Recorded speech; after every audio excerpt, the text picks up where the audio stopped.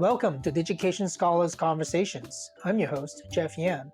In this episode, you will hear part one of my conversation with Lucy Smith, Director of Engaged Learning at Salt Lake Community College.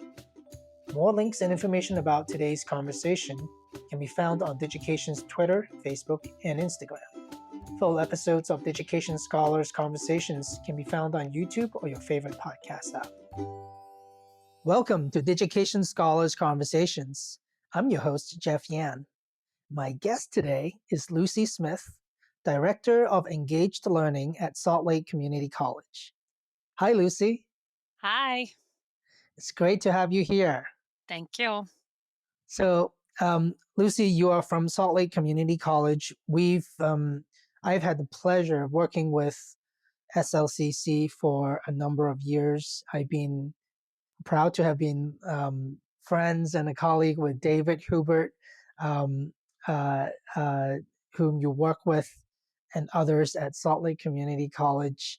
But you and I haven't really done a lot of work together. I have learned about your work through various, folks at SLCC, and also got to attend one of your sessions at the ABLE conference this last, I think it was in July, right? Yeah. During the summer in July. And I was blown away. So I thought, hey, it'd be great for us to get in touch and try to, share some of what you shared there, but probably, hopefully, more as well. That's what I hope that we get to do today.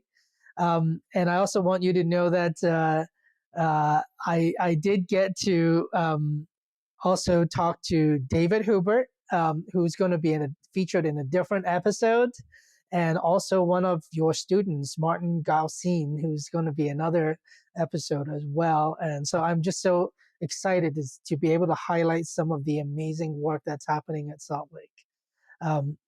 Good. So do you want to tell us a little bit about, sort of your history, sort of where you're from, and what makes you get into this, this work, and what do you do as the Director of Engaged Learning?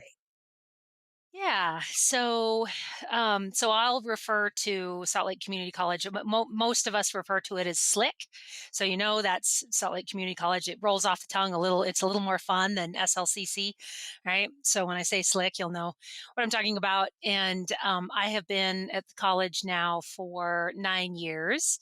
And I think I found my home. Well, I know I found my home, and I will retire here. I love my work, and I enjoy my boss, David Hubert, and do enjoy what I do. And it's very much in my wheelhouse and where I got my degree. My master's degree is in Parks, Rec, and Tourism, and specifically experiential education. So really focused on that, like hands-on learning, those hands-on learning aspects of higher ed, and then of course a reflection piece. So the Engaged Learning Office is fairly new. It has only been in existence for about 6 years. And I actually, since I've been at the college for 9, I started in our service center, which is called the Thane Center. It was the Thane Center for Service and Learning. Now it's changed names. The Thane Center for Service, Leadership, and Community Engagement. Hopefully, I might have that name. It's just recently changed, so hopefully I got that name correct. And anyway, so I started there and just running the service learning program. The name's changed now to Community Engaged Learning.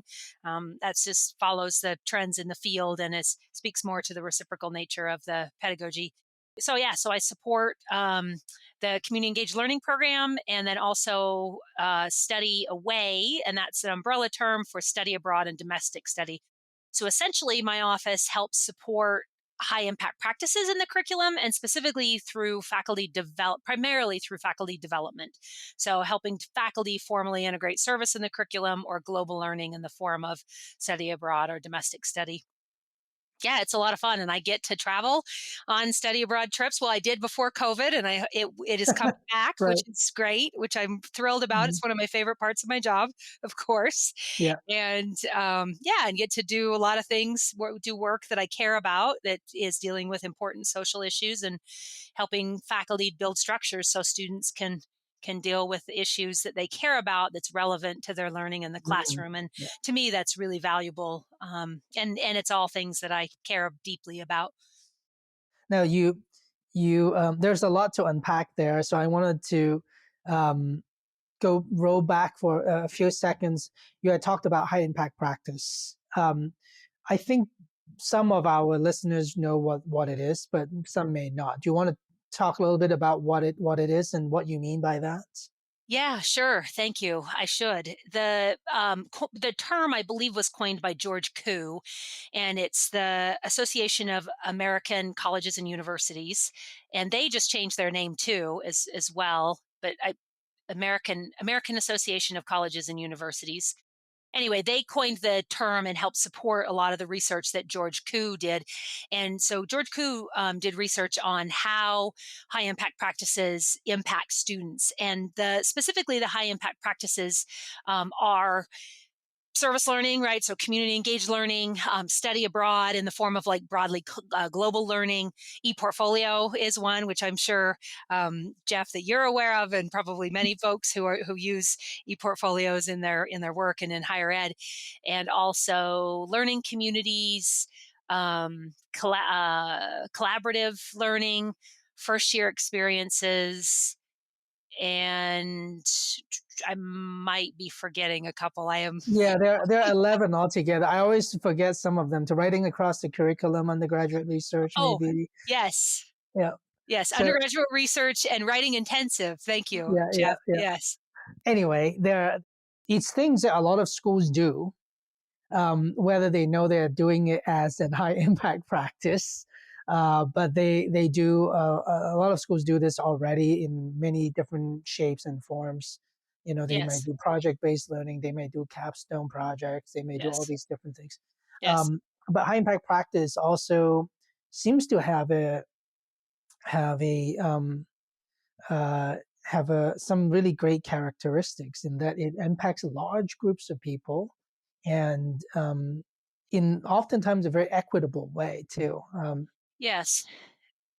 Yeah, so what was a lot of George Koo's work was focused on how high impact practices impact students, and specifically it impacts students' retention and engagement, right? So anything that does that, we we want to Mhm. adopt, and specifically for underrepresented students of color, they are particularly beneficial. So that's something as an institution, right? We're a community college, and seeking a Hispanics the Hispanic Serving Institution designation.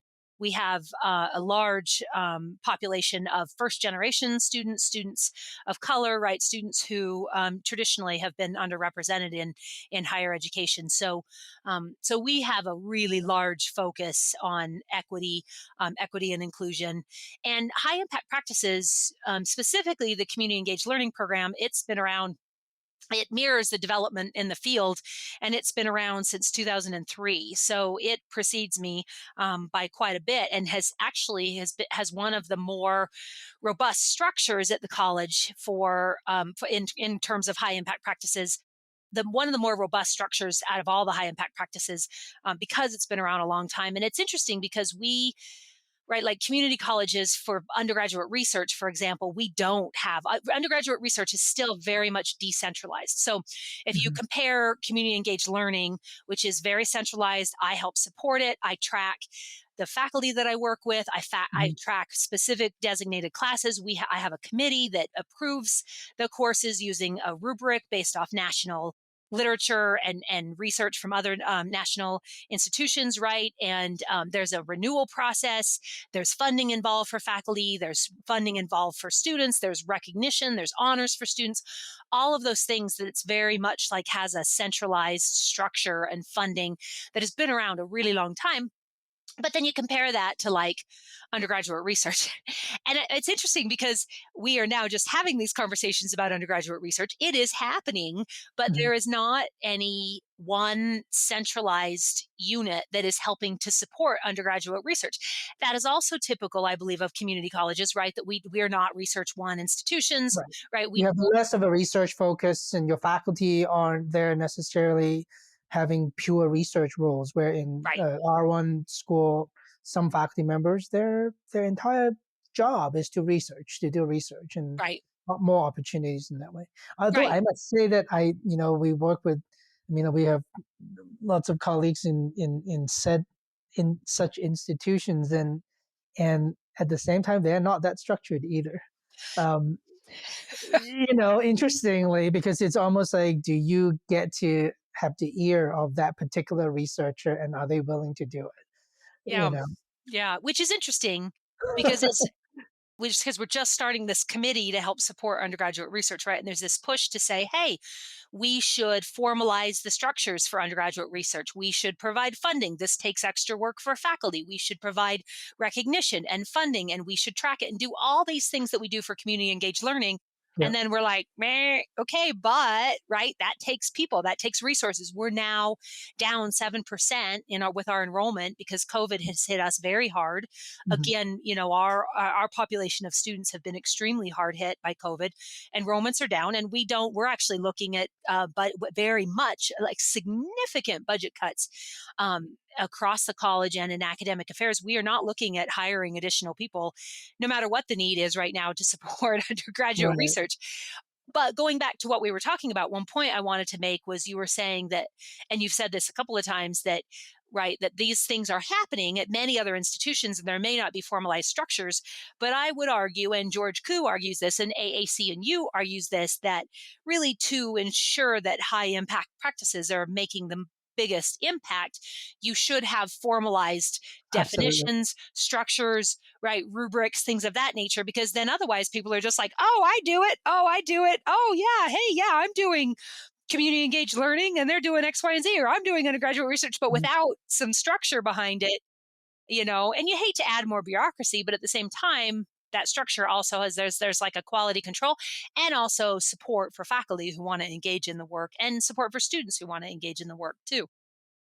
And I would like to add to that, that without the structure, without that kind of support, you also lose the long-term sustainability.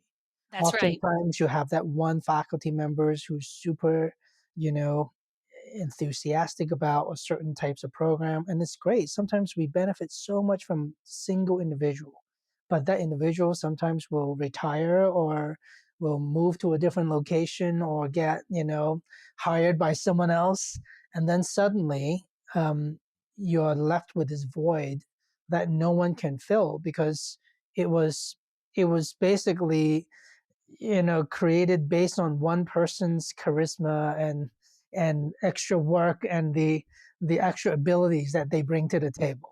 Yeah. And that is not a long-term solution.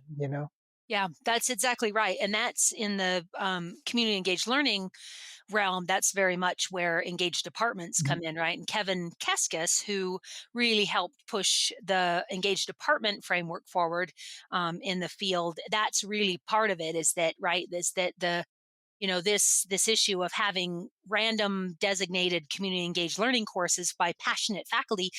It's good, and we should have that, and we're going to continue to have that. But by building a larger structure, which is to say an engaged department, which is a whole cohort of faculty along with supportive administrators, looking at mission, vision, values as it relates to civic and community engagement, right?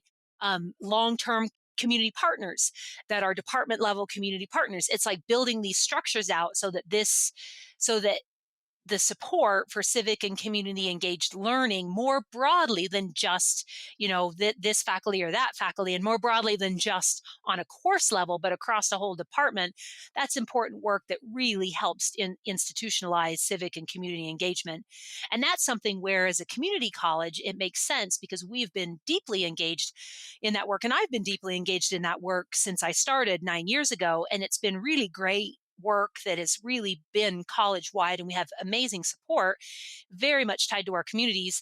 And now again, looking at this other side of it from undergraduate research, I'm like, people want to do the same thing with undergraduate research, and we're like, okay, well, can we do it with a committee and just add another hat to our 5 other hats that we're wearing? And I'm like, I don't know, like Yeah, it's kind there's of got to hard. be. Yeah, it's hard. I mean, look, there's a reason that the program, I think you mentioned, started in 2003 and is still thriving today. So this is Mhm, almost 20 years, right? mhm.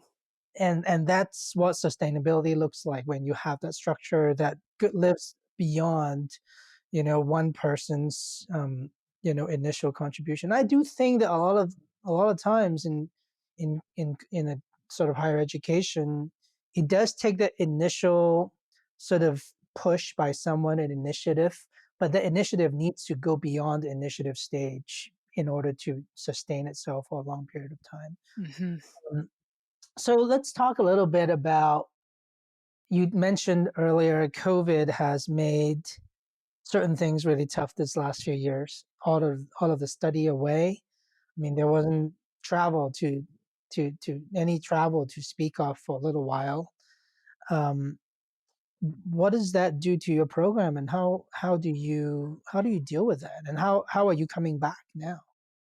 Yeah, well, I feel really lucky that my job was not just study away because a Yeah, lot of people yeah, in the study abroad field, particularly because study abroad is really big, right? yeah, It's mhm, huge. yeah, Whereas study away more broadly and like domestic study is a fairly new, new thing. mhm, Um, but there's a lot of organizations that shut down, a lot of people that lost their jobs, right? There was a lot of, I mean, it was one of the areas really that was hit the hardest yeah, because nobody could travel. And yeah, for me at the college, we are again typical of a community college in that our study abroad programs are really small. Study away, we only run a handful of study abroad programs, and we're just trying to get domestic study off the ground. And the part of the intent behind getting domestic study created is that it's an alternative to study abroad that is less expensive, less time, more accessible. But depending on where you go in the US, you can have equally as educative experiences. mhm,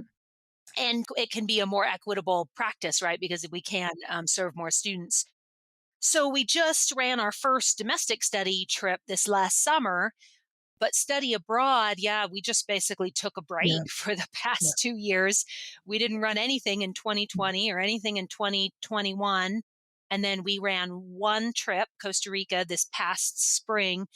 And I feel blessed because the bulk of my job is, I mean, I spend a lot of time with the study away programs, but in the absence of those, I worked on structure building. I worked on all the things that were like that bark at you all the time. That's like it'd be nice to do this, but like not crucial, right? Like developing your web pages, building more resources. So like I right, spent a bulk of COVID doing the things that are really hard to do, not as fun as like traveling with students and doing retreats and, faculty like workshops and professional development and all the fun, exciting stuff that I really enjoy. I wasn't able to do any of that. And I just had to sit behind a computer, updating like web pages and policies and procedures and frameworks and all that stuff.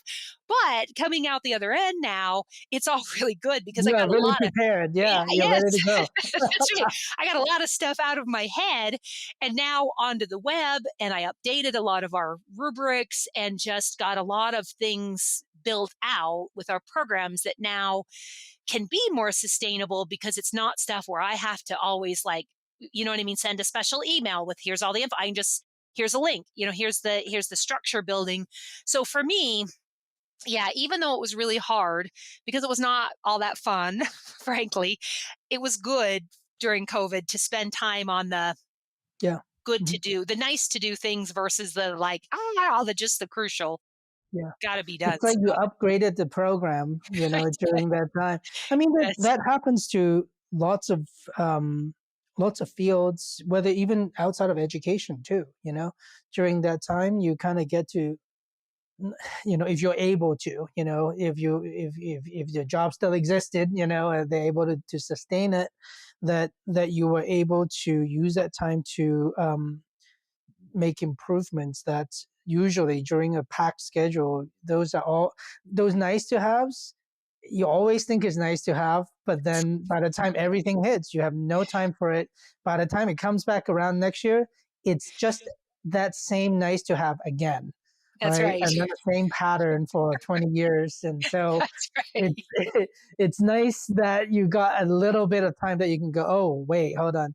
And I must say that the study away and abroad both were hit also in a, I feel like it's in a way harder than even some of the other programs in that I don't know. I felt like in 2020 and maybe even 21, there was a little sense of, will we ever be able to travel again? Like, like there is a conceivably, we might all decide that traveling is just not worth it anymore. Um, or that, maybe we don't even get to decide that it's just decided for us.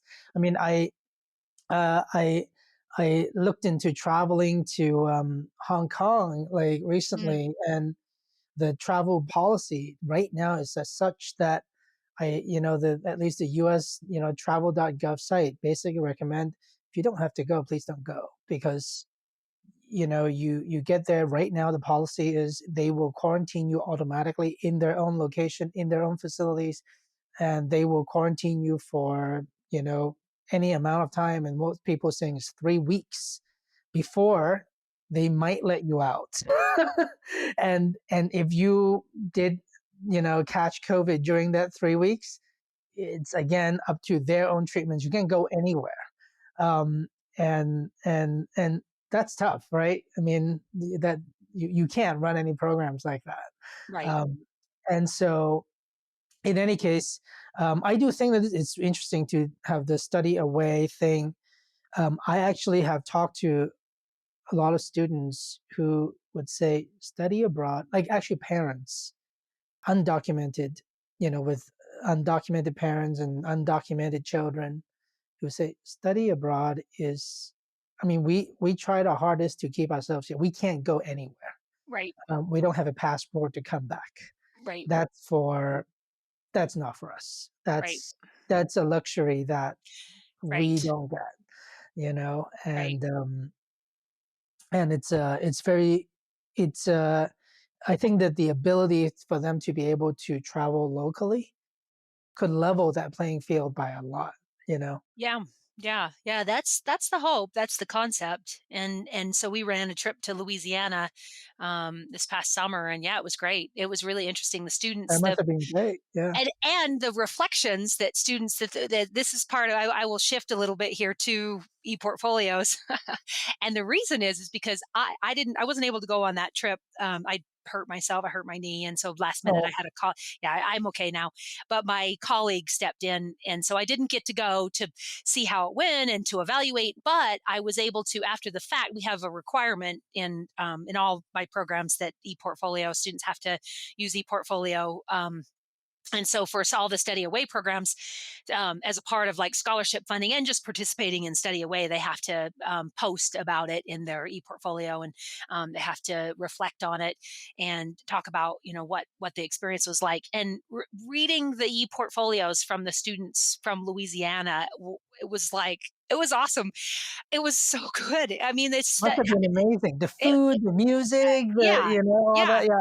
Yeah, and talking. I mean, there was really good prompt from the faculty member talking about power and privilege, and because they learn a lot about the history of Louisiana and how the role that Mm, Louisiana played in the Civil War and in the U.S. right when the forming of our country, and the students reflected specifically. One reflection prompt was on power and privilege and what they mm, learned, about that, and they toured some plantations and learned about slavery in the U.S. and that was some pretty powerful stuff that they reflected on. Just from Louisiana, right? Just around the right. corner. And yeah, it was a really neat trip. And Costa Rica was amazing as well. But it's different again to see how what domestic study can do because it's something that's a little bit it's new for us to do it. And I think across the field in higher ed, it's somewhat new. Alternative breaks, which are a co-curricular service, domestic travel, like domestic service-based trips, those are usually in student affairs. Those are not new; those have been around a long time. But I think that the curricular domestic-based travel is somewhat Mhm. new. Yeah. So yeah, and so reading all the reflections, and then we have some funding for going back to high impact practices, some funding that we distribute to students. Our president supports high impact practices, of course, because we want to retain students, right? And any students who get scholarship money for high impact practices or high impact practice funding also have to report out in their e-portfolio. And it's a lot of work because it's a decent amount of money, and I have to do it all. And I kind of, yes, sometimes you get mired in the administrivia, right? And you're like, oh man. But then when I read in the students' e-portfolios, like the honors students and the experience Ah, they had at the Western Honors Conference and their poster presentations focused on undergraduate research, I was like, oh, wow, okay, this is why I'm doing this. This is why I'm willing to like do all this administrative work because I can see the power that of what it does for students, but I wouldn't see that without having a window through ePortfolios to be able to see from students in their own voices, not filtered through the trip lead or the faculty lead or whoever said, "Oh, this here's the final report and here's what happened." I don't have that ability to just talk to all the students who traveled, but we had you know probably 100, maybe 200 students or something. Just this past year, probably 100 or so travel with high impact practice funding, and I reviewed as many of the e-portfolios as I could, and they were just it was awesome. I was touched. I was like, "Okay, I can do this again. I can I manage this like study again." I like how you described it as sort of this window into what they're learning. It's that window or that lens that the students themselves get to create and other people get to see. It's it almost feels like it almost feels a little bit like, once you've started doing it, it feels like, oh, this is what driving with a rear mirror looks like. Like before I just kind of go, and whatever I don't hit, but whoever's behind me, good luck, right? Um, and I think it's really beautiful that you said that. And there's one more thing that I always find really interesting, and I know that people talk about it in different ways. Some people talk about ePortfolio being one of the 11 high impact practices, is one that they call a meta high impact Mhm. practice, where you can sort of couple that with any of the other ones. So you are like a live example of that. ePortfolio plus study abroad, ePortfolio plus service learning, plus, undergraduate research or what have you. It really sort of does this thing where it amplifies whatever it is that you're doing. And in some ways, ePortfolio itself is sort of this amplifier. It's just amplifier of your own lens of seeing what you're doing, and that's a pretty powerful concept, I think. Yeah. Um, Yeah. And we talked about David Hubert, right, earlier, who at Slick has been just such a champion for ePortfolio and a champion for so many years against so many formidable. When we first started, it was just and we still, of course, have our share of naysayers who are like, I don't get this. What's the point? Why are we doing this? This is just additional work for the students. It doesn't matter. But from my perspective, running programs, right, and I also do adjunct faculty work, right? So I get both perspectives. I'm administrator and a faculty member as well, right? But from where I sit as an administrator, seeing what students have learned across the college within high impact practices is extremely powerful. And then as a faculty member, right, like I see it. I can see that perspective because as a faculty member, you see that firsthand with your students. You assess the learning, you see the learning, you see all that. So they're like, man, why do we need to do this also on this right. platform, right? But as Yeah. administrators, we don't get to see that. And I lead assessment efforts for our civic literacy learning outcome, right? And that's through the community engaged learning program, and we do assessment through ePortfolio. So we pull student artifacts from ePortfolio every year from designated community engaged learning classes to see how well, if and how, students are making gains with the civic literacy learning outcome. And that provides, again, a window across campus for civic learning that you otherwise wouldn't get. I mean, yes, we can pull assignments and have faculty send us specifically like assignments for their classes, but I don't know, there's a certain freedom and awesomeness in being able to just pull information yourself about students to see what's happening with them. It's kind of a beautiful thing, really. This concludes part one of our conversation. To hear part two, be sure to subscribe to Digication Scholars Conversations on YouTube, iTunes, Spotify, or your favorite podcast app. The Digication Scholars Conversations series is brought to you by Digication a technology platform powering the most innovative e-portfolio programs in K-12 and higher education. Our website can be found at digication.com. If you enjoyed today's conversation, please like, subscribe, and share with a friend. Thanks for tuning in.